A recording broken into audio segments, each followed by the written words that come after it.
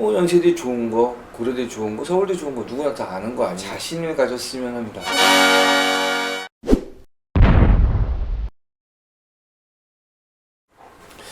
안녕하십니까, 홍성민 선생님입니다. 자, 입시 컨설팅은 끝이 나고 이제 발표만이 남았습니다. 1월 말일이니까 2월 4일에서 8일 사이로 대부분의 학교들이 정시를 발표하게 되겠죠. 그러면 입시가 또 새로 시작되는 거죠. 오늘과 다음번 테마로 두 가지 이야기를 좀 먼저 시작을 하려고 합니다. 하나는 내가 가고 싶은 대학이 있을까? 대학을 선정하는 부분이죠. 자, 또 하나는 대학을 선정했으면 정말 내가 갈 수 있을까를 좀 판단해 보는 것도 나쁘진 않겠죠? 자, 이게 바로 밑그림을 그리는 단계인데요. 자기가 가고 싶은 대학을 생각하고 선택하는 방법에 대해서 조금 이야기 드리려고 합니다. 자, 첫 번째 이야기로 내가 가고 싶은 대학이 있을까라는 거예요. 분명히 다들 좋은 건 알고 있거든요. 뭐 연세대 좋은 거, 고려대 좋은 거, 서울대 좋은 거 누구나 다 아는 거 아닙니까? 그리고 나쁜 것도 알고 있습니다. 그렇기 때문에 어느 대학 가고 싶어? 라고 했을 때 머뭇머뭇하는 거 사실 좀 위선적인 거 아니에요? 가고 싶은 대학은 당연히 있죠.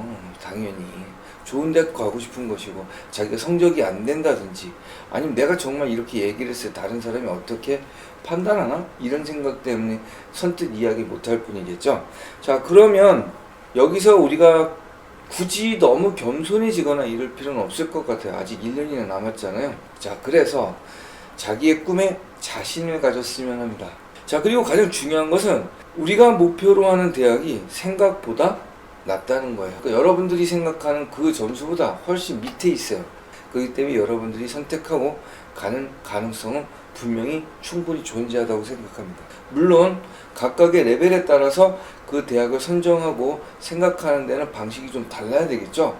그래서 자신 있게 선택을 하고 앞으로의 계획의 큰 밑그림을 그리는 방법에 대해서 다시 세부적으로 좀 이야기 드리도록 하겠습니다.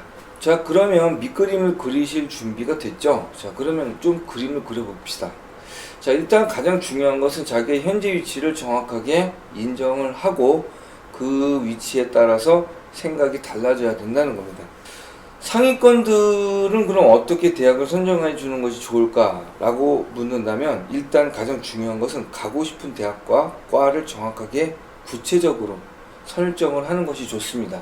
자, 이유는 상위권 대학의 각 과들은 합격선이 거의 구체적으로 정해져 있어요. 그렇기 때문에 자기 점수를 정확하게 판단을 하고 목표를 구체적으로 설정을 하면 자기가 해야 될 것들이 분명히 나올 겁니다. 특히 자기의 위치에 대한 그 구체적인 생각은 방법론적인 부분에서 좀 구체적인 대안을 만들 가능성이 있어요. 자, 가령 예를 든다면 서울대 의대 같은 경우는 99%에서 98% 정도 된다고 봤죠. 자, 서울대 공대는 대략 96% 정도 된다고 봅니다. 자, 물론 제가 말씀을 드렸죠. 생각보다 낮은 점수로 합격할 수 있어요. 하지만 그런 것을 고려하시지 마시고 지금 70% 컷이나 50% 컷이 나와 있으니까 그 정도 선에서 자기가 구체적으로 목표를 설정하는 것이 좋습니다. 자, 이때 중요한 것은 방법론적인 부분도 분명히 필요하긴 할 것 같아요. 수시가 더 유리한 사람이 있고 정시가 더 유리한 사람이 있습니다. 그랬을 때 어느 정도 방향은 그리되 가장 중요한 것은 전형에 대한 부분을 확정 짓지 말라는 겁니다. 그렇게 되면 어느 한 곳은 버리고 어느 한 곳은 취하게 되는데, 사실 전형의 끝에 가게 되면 수능, 그 다음에 내신, 그리고 면접, 그리고 논술, 얘네들이 모두 서로 영향을 주면서 하나로 만나는 경향들이 있어요. 그렇기 때문에 전형을 어느 한쪽으로 치우쳐서 생각하는 것은 좀 위험한 발상일 수 있습니다. 자, 그럼 중위권은 그럼 어떻게 대학을 선정을 해야 될지 자, 고민을 해볼까요? 자, 좋은 것을 숨기지 말라고 이야기 드리고 싶습니다. 자, 우선은 대학을 정하고 그 대학을 당당하게 이야기하는 게 맞겠죠? 대부분 좋은 대학들은 서울대, 연대, 고대 이런 대학이겠죠. 그거보다 약간 낮다면 성균관대, 서강대 이런 정도는 될 수 있을 것 같습니다. 자, 중위권에서는 대학을 위주로 선택을 하되 과를 구체적으로 정할 필요는 아직은 없을 것 같아요. 왜냐하면 과와 대학을 고민한다라는 이름 아래서 자기의 위치를 타협할 가능성이 높죠. 중요한 것은 좋은 대학이 좋은 겁니다. 그래서 좋은 대학을 선택하는 그런 당당함을 보여주셨으면 좋겠습니다. 전체에 올 2등급을 맞았어요. 그렇게 된다고 그러면 제 생각에는 연세대학교, 고려대학교 갈 수 있어요. 그리고 전체 3등급을 맞았어요. 그러면 서강대, 한양대 갈 수 있다고 생각해요. 그러니까 지금 자기가 대학을 선택을 하되 정말 좋은 대학을 선택을 하고 당당하게 이야기를 하시는 거 상당히 중요할 것 같습니다. 자, 우리가 성적을 올리는 것은 우리가 생각했던 것들, 우리가 상상하는 것보다 더 어렵습니다. 자, 그것은 원인이 자기 자신한테 있기 때문에 그렇거든요. 게으르고, 그리고 목표가 잘못 설정된 거, 그리고 방법론이 잘못됐을 때 그것을 자기가 선뜻 바꿀 수 있어야 되지만 그게 바뀌어지는 것이 상당히 어렵습니다. 자, 이때 방법을 제대로 바꾸고 올바른 좌표를 설정을 한다면 충분히 갈 수 있어요. 그렇기 때문에 좋은 대학교 설정하시고 그 목표에 대해서 당당하세요. 그렇다면 충분히 가능성이 있습니다. 자, 하위권에 대한 얘기입니다. 하위권 참 안타깝죠, 사실. 자, 이때는 어떻게 될까요? 일단 지역을 선택하시는 게 좋을 것 같아요. 대학이 많잖아요. 하지만 그 대학에서 좀 안타깝게도 그 대학에 좋은 대학을 선택할 만큼의 성적이 되지 않고 현재 노력도 그거에 되지 않지 않습니까? 그러니까 일단은 그 지역을 선정해서 그 지역을 일단 들어갈 수 있도록 노력하는 게 가장 좋을 것 같아요. 자, 기억할 것은 지역을 선택하는 이유가 뭘까요? 번화가에 있는데 사람들이 많이 다니는데 내가 번듯하게 내세울 수 있는 그런 위치에 있는 대학교, 그게 좋잖아요. 사실 한적한 곳, 지나가는 사람들도 그렇게 많지 않은 그런 곳에 있는 대학도 분명히 있습니다. 그런 대학은 사실 가고 싶지 않지 않아요?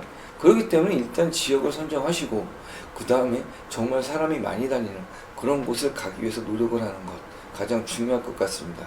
자, 이때 번화가에 있는 대학을 한번 가 보시고요.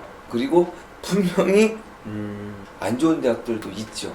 좀 외곽에 있는 대학교를 한번 가보세요. 그리고 그것도 좀 해가 진 다음에 가보시는 게 좋습니다. 그곳이 얼마나 한적한 곳인지를 느껴보시면 지역이라는 것이 얼마나 중요한지를 이해하게 되실 거예요. 자, 그리고 가장 중요한 것은 방법론이죠. 하위권 같은 경우에는 나의 방향을 제시할 수 있는 선생님을 반드시 찾으시는 게 좋습니다. 자, 자기가 성적이 나오지 않는 그 이유는 자기가 나쁜 습관을 갖고 있고요. 게으르고요. 방법론이 잘못됐기 때문입니다. 그리고 그 방법론을 절대 바꾸지 않기 때문에 이런 일이 벌어진 거잖아요. 그렇기 때문에 자기의 방향을 제시해 줄 수 있고 어느 정도 자기의 그 가이드라인을 제시하고 자기를 몰아갈 수 있는 하나의 선생님을 두는 게 좋습니다. 그것이 성공할 확률이 상당히 높아요. 좋은 예를 든다면 여기는 이 사람 같은 사람을 좀 선택하는 게 좋겠죠. 예. 그럼 다음 시간에는 어떤 내용을 이야기할 거냐면 내가 정말 그 대학을 갈 수 있을까를 판단해보는 방법과 그 방법이 왜 필요한지 그리고 거기서 고려해야 될 사항은 무엇인지에 대해서 한번 같이 이야기해 볼 겁니다. 자, 그러면 큰 밑그림이 그려졌으니까 그 다음부터는 세부적인 사항들이 좀 세워지겠죠. 그거에 대해서 틈틈이 좀 이야기하도록 하겠습니다.